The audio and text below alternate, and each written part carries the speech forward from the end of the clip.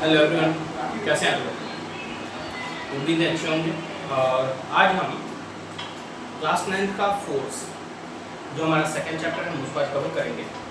इससे पहले हम मोशन का graphical derivation, equation of motion, उसका अलजेब्रिकल प्रूवल, मतलब डेरिवेशन, वेलोसिटी क्या होती है, एक्सेलरेशन क्या होता है, ये सब हम बात कर चुके हैं। लेकिन एक बात बता दूँ कि अगर आप मोशन अच्छे से पढ़ा है आपने, तो आपको अगर मोशन के न्यूमेरिकल्स को बनाने में सुविधा हो रही है, आप अच्छे से लगा पा रहे हैं, तो अच्छी बात है, आपने अच्छे से पढ़ाई करी है। लेकिन फोर्स के क्वेश्चंस में भी आपके मोशंस की कॉन्सेप्ट रहेगी। मैं पहले बता चुका हूँ कि फोर्स के कॉन्सेप्ट के साथ साथ ग्रेविटेशन के कॉन्सेप्ट में, ग्रेविटेशन के कॉन्सेप्ट के साथ साथ वर्क एनर्जी पावर के कॉन्सेप्ट में, इन सब में हम इक्वेशन ऑफ मोशन का यूज करेंगे। Acceleration, velocity, speed, average velocity, सबका हम यूज करते रहेंगे। ठीक है, सबसे इंपॉर्टेंट बात कि हम एक्सेलरेशन का यूज करेंगे। ठीक है, आइए आज हमारा टॉपिक है force and laws of motion. Force and laws of motion.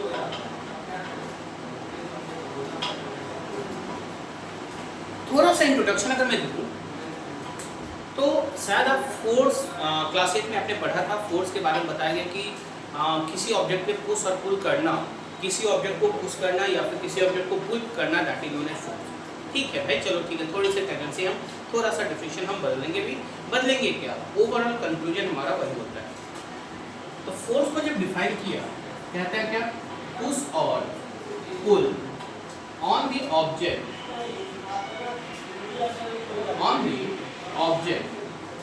are called force.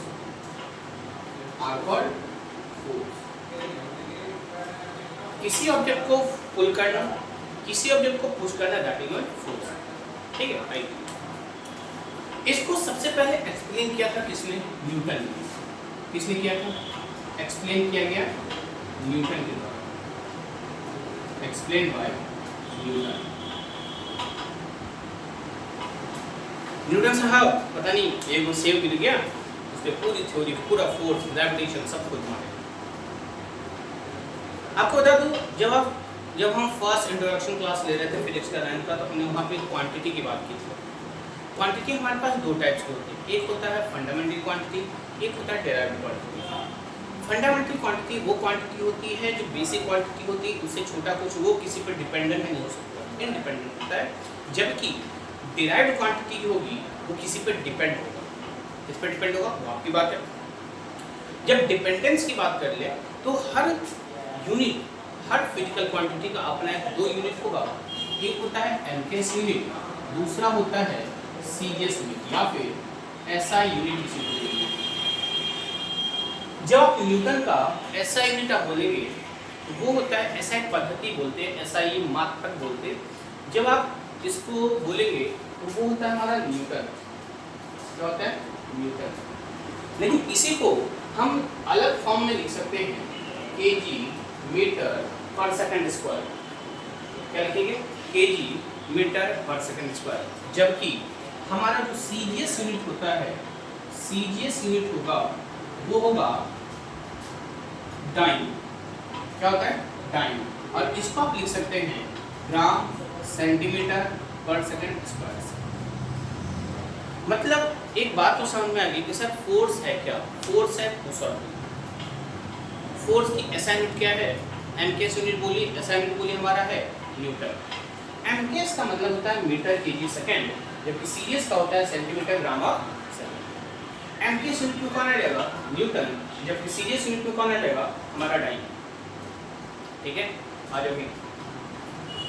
एक बात बताना, आप 8th क्लास में आपने पढ़ा होगा what is the relation between. अब देखिएगा, हर जैसे आप बोलते हैं सर 1 मीटर में कितना सेंटीमीटर, 1 किलोमीटर में कितना मीटर, 1 मिलीमीटर में कितना सेंटीमीटर, वगैरह वगैरह।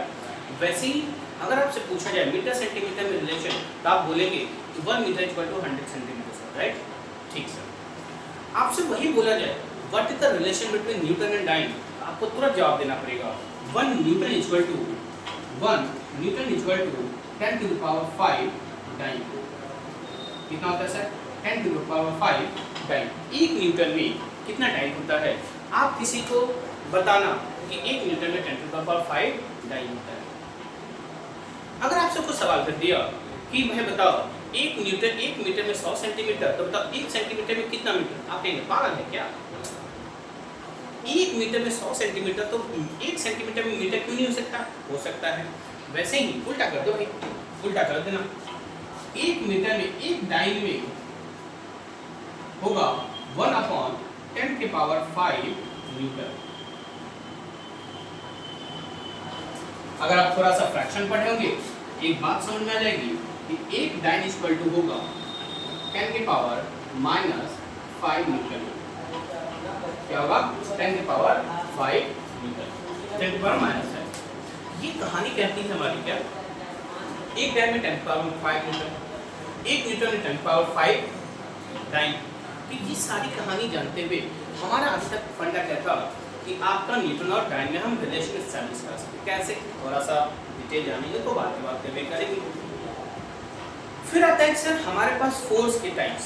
फोर्स का इफेक्ट क्या है? अगर फोर्स देखो तो फोर्स सर आपका मोशन में ला देगा, फोर्स आपको रेस्ट में ले आएगा, फोर्स आपको डायरेक्शन चेंज कर देगा, राइट है। आप अगर मोशन में तो आपको रेस्ट में लाएगा, रेस्ट में है तो मोशन में ले आएगा। अगर आप सर्कुलर पाथ में मोशन करें तो वो भी आपको continuous motion, continuous direction change कराता रहेगा। मुद्दा क्या है? मुद्दा क्या है? ध्यान से सुनना भाई। अब देखने वाली बात ये sir what is the effect of force? Force क्या कर सकता है? फोर्स कर सकता है मोशन में ला सकता है ऑब्जेक्ट को। किस में ला सकता है? मोशन में। दूसरा किस में ला सकता है? डायरेक्शन चेंज कर सकता है। क्या कर सकता है? डायरेक्शन चेंज कर सकता है। तीसरा आपको रेस्ट में ला सकता है।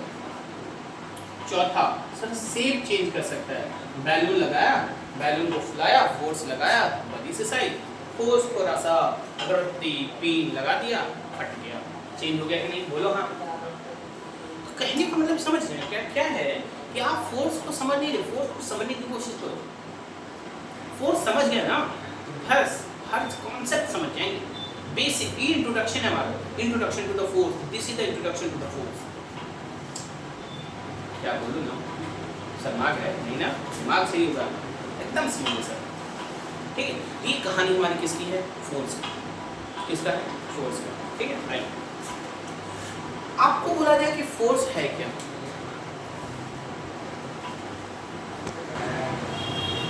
इसमें एक टर्म है रिजल्टेंट फोर्स।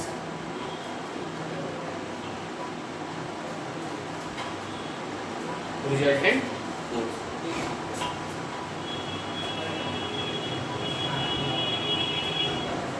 जब रिजल्टेंट फोर्स की बात करें, ध्यान से देखना, एक ऑब्जेक्ट है, बोलो इधर से भी फोर्स लग रहा है, इधर से भी फोर्स लग रहा है, इधर से भी फोर्स लग रहा है, इधर से भी फोर्स।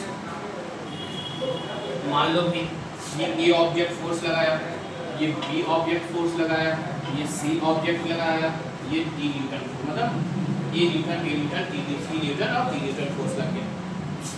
अब भाई चारों तरफ से लग रहा है, घेर गया, इसे कहते हैं चौराहे पे खड़ा है भाई, हमको पता नहीं किधर जाना है। तो अब बताना यहाँ पे जब फोर्स लग रहा है कितना फोर्स लगेगा? टोटल फोर्स इधर से भी धक्का दे दिया, उधर से भी धक्का दे दिया, उधर से भी धक्का दे दिया, उधर से भी धक्का दे दिया। बताओ इस पे क्या हालत हुई? पचक जाएगा कि नहीं? नहीं पचेगा। क्यों पचेगा भाई? पचकना क्यों? तो ध्यान से देखना, total force acting on the object is called resultant force. मतलब कि अगर हम किसी फोर्स का किसी ऑब्जेक्ट पे कितना फोर्स लग रहा है, इसको अगर हम बता दें तो कहता है object are called resultant force. कौन सा फोर्स है? रिजल्टेंट। कहने का मतलब कि अगर मैं बोलूं कि हाँ रिजल्टेंट फोर्स क्या है, एक ऑब्जेक्ट पे जितना भी तरह से फोर्स लगेगा, left right upper up down, जहां से भी लग जाए वो फोर्स कहलाता है रिजल्टेंट फोर्स। क्या बोलो भाई, समझ में नहीं है आया? मुद्दा क्या है कि क्या सर हमेशा चारों डायरेक्शन से फोर्स लगेगा? क्या सर कभी फोर्स जीरो नहीं हो सकता? हो सकता है। फोर्स जीरो होंगे। जीरो कैसे होगा, ध्यान से देखना। फोर्स को हम बोलते हैं this is the vector quantity. क्या sir, force is the vector quantity, ठीक है, अपना डायरेक्शन भी है, मैग्नीट्यूड भी है। अब जब हम बोले कि ठीक है सर वेक्टर क्वांटिटी है तो इसका डायरेक्शन भी होगा, इसका मैग्नीट्यूड भी होगा। जब मैग्नीट्यूड और डायरेक्शन होंगे, ये वेक्टर है और वेक्टर है, तो हम जब भी लिखेंगे टोटल फोर्स के साथ तो डायरेक्शन को इंक्लूड करके लिखेंगे। मान लीजिए आप इसमें इसको आप प्लस मान रहे हैं, तो इसको आप माइनस मानेंगे, तो इसको प्लस, तो इसको आप माइनस। तो इस केस में जब हमारा टोटल फोर्स जीरो के बराबर हो जाए, जब summation of the force zero के बराबर हो जाए, उस फोर्स को हम बोलते हैं बैलेंस फोर्स। क्या बोलेंगे सर, बैलेंस फोर्स। जब हमारा फोर्स जीरो के बराबर, जब किसी ऑब्जेक्ट पे मान लो भाई ध्यान से देखना, इधर न्यूटन लग रहा है 10 न्यूटन और इधर भी लग रहा है 10 न्यूटन। भाई अगर मैं बोलूं चलो भाई इसको थोड़ी देर के लिए मान ले, हटा दिया, तो बी और डी के बीच जो फोर्स लग रहा होगा ये कितना लगेगा, पॉजिटिव 10 और ये होगा नेगेटिव 10। ये कहलाएगा हमारा 0 न्यूटन।